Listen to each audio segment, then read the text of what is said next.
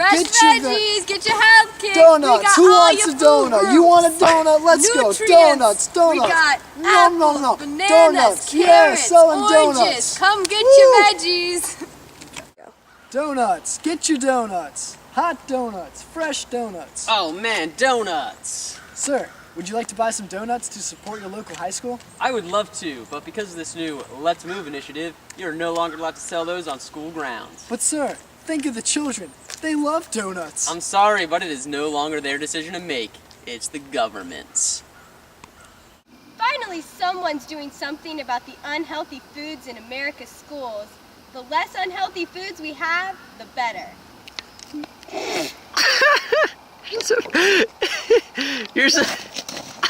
I'm here at James River High School, where a food fight has broken out in response to the Let's Move initiative. We're here live with Mr. Cruller to tell us what happened.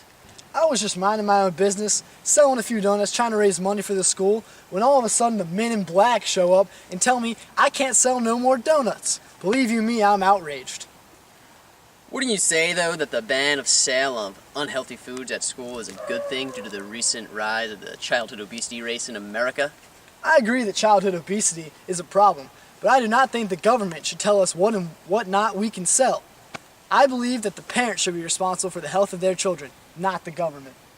Thank you, Mr. Cruller. We'll get back to you soon. Let's see what Caesar Salad has to say about this.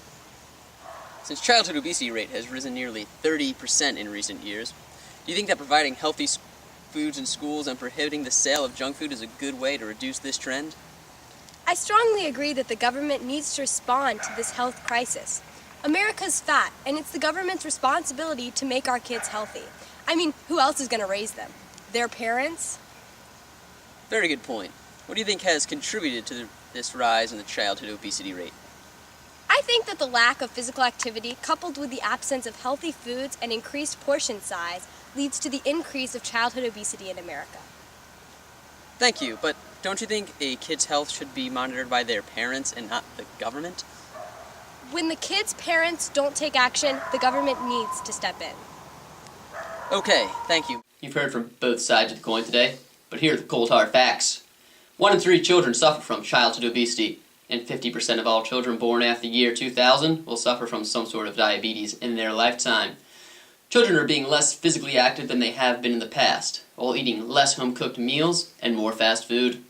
The Let's Move initiative strove to address these problems by lowering the national childhood obesity rate, by providing healthy school options, ensuring families have access to healthy foods, and to educate children about the benefits of being physically active and eating healthier.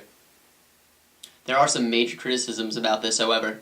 The Healthy Hunger Free Kids Act, which included $4.5 billion in funding for the implementation of nutrition standards in school, was a failure. Healthy food options were too expensive for many school districts to afford. Mandatory calorie limitations left kids wanting more and unable to study. And students roundly complained that the food tasted horrible. Unsurprisingly, schools from Southern California all the way to New York City dropped the healthy lunch program because kids were going hungry, choosing to throw out the unappetizing vegetables and low-fat options imposed on them. Sequentially, earlier this year, the USDA permanently loosened school meal rules. Now here's some expert testimony on the matter. There are the facts.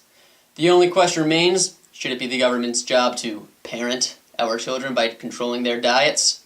You decide, America.